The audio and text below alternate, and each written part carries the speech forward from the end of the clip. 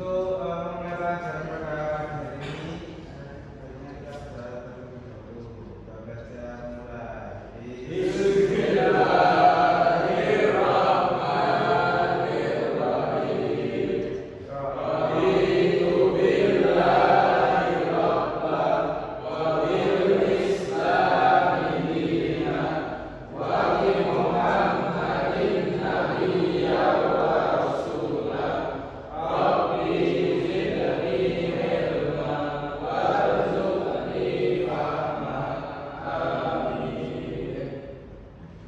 Ya baik,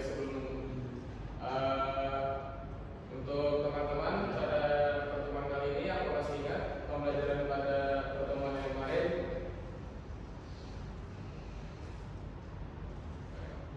Mas Adit, silakan. Pertemuan kemarin yaitu membahas tentang organisasi otonom Muhammadiyah, Pak. Ya betul sekali dari Mas Adit, terima kasih. Mari kita kasih aplaus buat Mas Adit. Ya, masuk ke materi, yaitu apa pengertian amal usaha Muhammadiyah. Amal usaha Muhammadiyah atau yang biasa disebut AUM adalah bentuk kegiatan atau lembaga yang dikelola oleh Muhammadiyah untuk merealisasikan visi dan misi organisasi dalam berbagai bidang kehidupan seperti pendidikan, kesehatan, sosial, ekonomi, dan keagamaan. Amal usaha Muhammadiyah juga salah satu media dakwah persyarikatan untuk mencapai maksud dan tujuan persyarikatan, yakni penegakan dan menjunjung tinggi agama Islam sehingga terwujud masyarakat Islam yang sebenar-benarnya.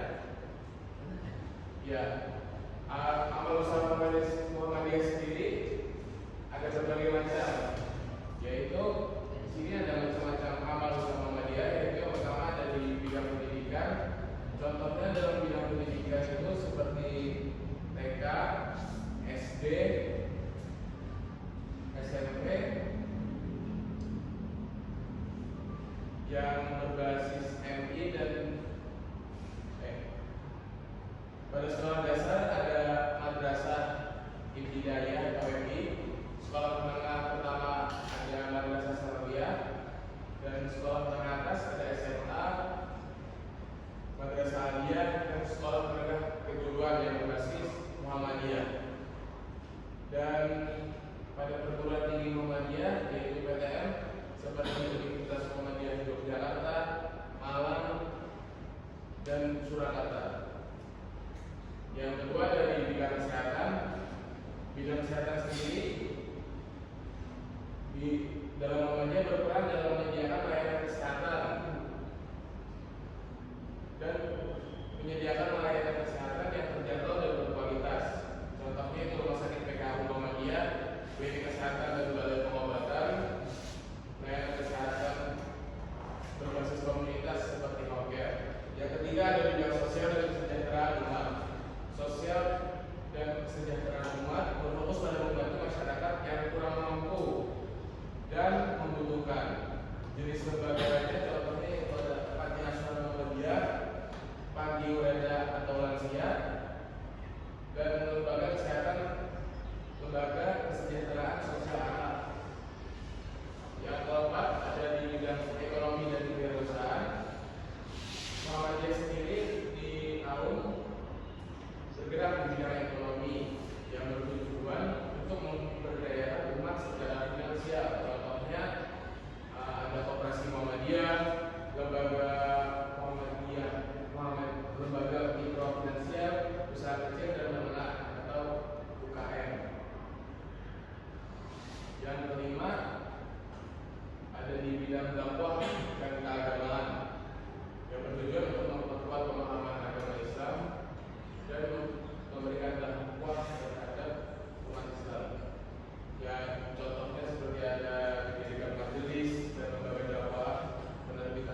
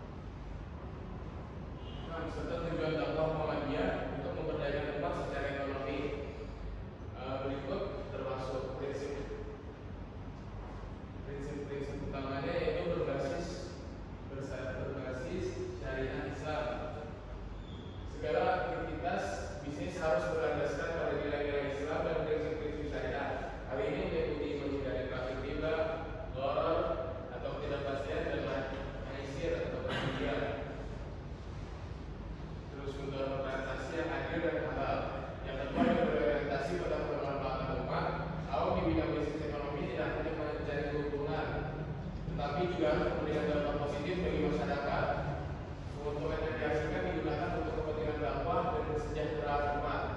Yang ketiga, ada kemandirian. Kaum bisnis ekonomi dirancang untuk mandiri dan tidak bergantung pada pihak lain.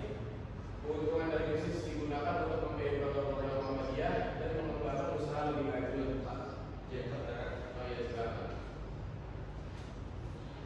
Ya, jadi itu pembahasan dari kaum dan prinsip pengelolaan usaha Muhammadiyah di bidang bisnis dan ekonomi.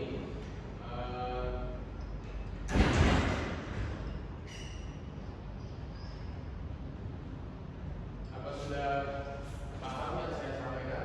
Ada Pak. Ya, kalau begitu saya akan membagi dua kelompok untuk menjawab pertanyaan yang akan saya berikan. Yang pertama adalah kelompok depan yang dipimpin oleh Mas Jawar dan kelompok belakang yang dipimpin oleh Mas Adin. Ya, Mas Kasat aja. Baik Pak. Ya, saya akan beri waktu 1 menit untuk menjawab pertanyaan yang saya berikan.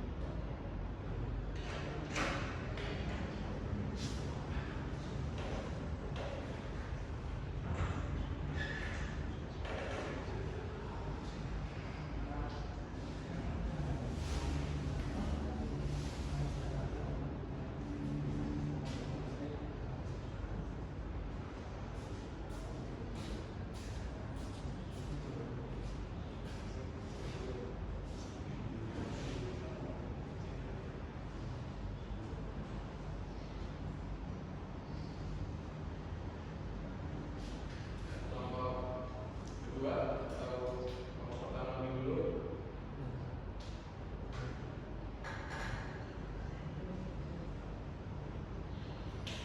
Sudah Pak. Oke, sekarang Mas Arsyad untuk berdiri dan menjawab pertanyaannya.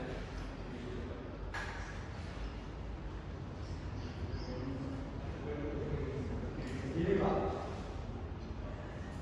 Ya, bisa duduk aja dong. Oh baik Pak, makasih.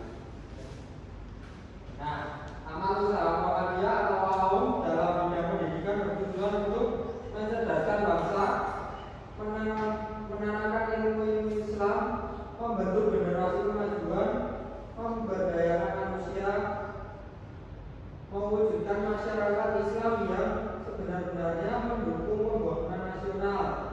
Itu Pak. Ya, terima kasih Mas Arsyad. Nomor 2 Pak. Tujuan amal usaha Muhammadiyah dalam bidang kesehatan, memberikan kontribusi nyata dalam meningkatkan kualitas hidup masyarakat melalui layanan kesehatan yang berlandaskan nilai-nilai Islam. Ya, baik, terima kasih. Mari kita kasih aplaus untuk pemimpin-pemimpin yang telah menjawab pertanyaan.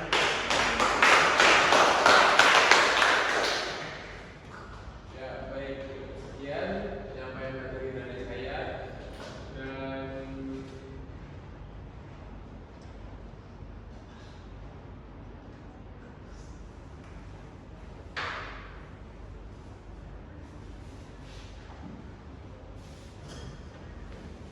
ya, baik. Jadi saya akan memberikan kertas evaluasi yang harus dikerjakan dan dikumpulkan pada saat teman depan.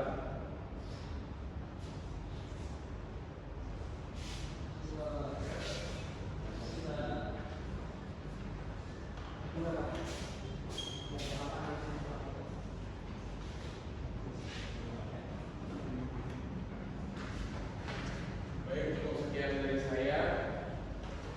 Mari kita tutup pembelajaran pada hari ini dan berdoa yang dipimpin oleh Mas Daman lagi. Untuk mengakhiri pelajaran pada siang hari ini, marilah kita tutup dengan bacaan kafaratul majlis dan pada nagla. Alhamdulillah.